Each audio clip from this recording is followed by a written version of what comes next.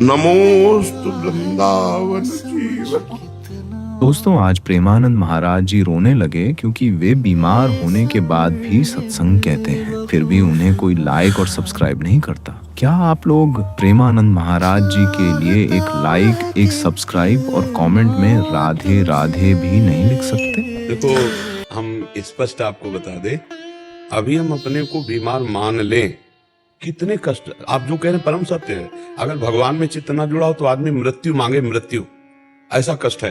वो हमसे पूछते हैं आपको कष्ट हो रहा है, तो कहते हैं कष्ट को क्या कष्ट होगा, कष्ट को क्या कष्ट होगा। आप चित्त को प्रभु में लगाए हैं तब बचते हैं, ऐसे थोड़ी बचते हैं। और हम हर समय आनंदित रहते हैं।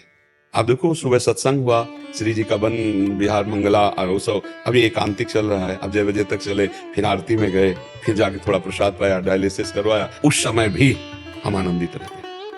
क्यों? क्योंकि हम चित्त में प्रियालाल से जुड़े रहते हैं।